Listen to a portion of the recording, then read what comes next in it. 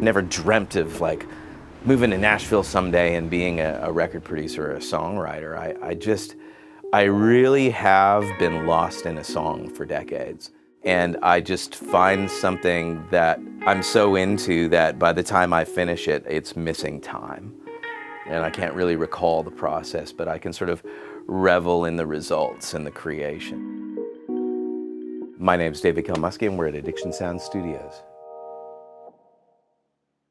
First room on the stop is our Martini Atmos bar, hosted by loudspeakers. This is a multi-purpose room. We write songs in here, we do some overdubs, and we did convert the room to a 714 Atmos rig with the T7 series speakers and the T5 series speakers with a sub 10. You know, we wanted to just make this a really comfortable lounge environment. So we kept the bar, and you know, we have a house plant, and the sun shines in, and it wasn't really built from the ground up as a mix room, but we've treated the room. It sounds fantastic. It's actually a really well-built building with cinder block and air gaps in all the rooms, because this has been a studio facility since the 1970s, and it's very well built.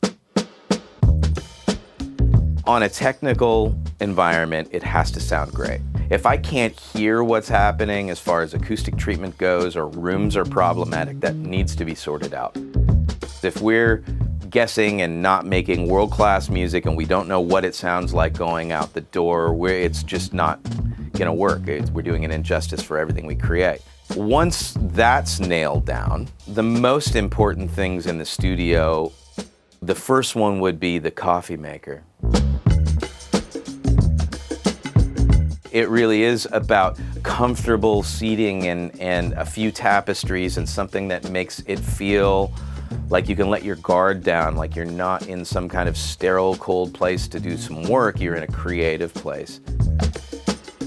It's silly that we're not sitting here talking about gear and vintage compressors and mic collections, which I've spent more money in my life on than anything else, including homes or vehicles. And we're literally talking about candles. And I think that it's not a piece of gear, but your personality is the most important thing you bring to the experience, and how you interact with people and collaborate. I've always dreamed of a space where I was surrounded by all of the creative tools for writing and producing, recording and mixing. And this is what we've come up with. I've got a B3 and a grand piano with some vintage synthesizers and a Wurlitzer to the right. And so there's about 360 degrees of really cool instruments. All the way over on the end is a MIDI cart for Ableton production, beside a steel guitar. In some of the outboard rack, we actually have a record cutter from 1938 for cutting mono, lacquer, and acetates. To a 78 RPM disc, which is pretty cool. That might be Nashville's only racked lathe. I've had a pair or two or three of Adam, I think, as long as I've been in Nashville, and they've always been a part of workstations around the studio, and I trust the sound of them, I trust the brand, and I wasn't even skeptical that the T-Series would sound this great. I mean, I know the bar the company has, and they're not going to put a cabinet together that doesn't raised to the standards that they've set. And the thing I actually love about these, there's such a great directionality in a small rig. I've done a lot of, until we built our own Atmos rig, I've done a lot of mixing in some of the bigger Atmos rooms, maybe on the planet. And it's very warm and surrounding. Like if you throw something up in the big speakers on the rear heights, or on the front heights. In the really big rooms, I'm like, oh, it's kind of over there, but I can't really pinpoint, where it's coming from.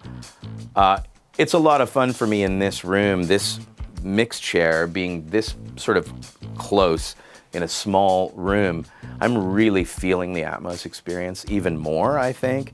Like I know when I push a guitar, I just feel the whole thing go up to the ceiling. Like I can hear what's on the ceiling, I can hear what's in the sides.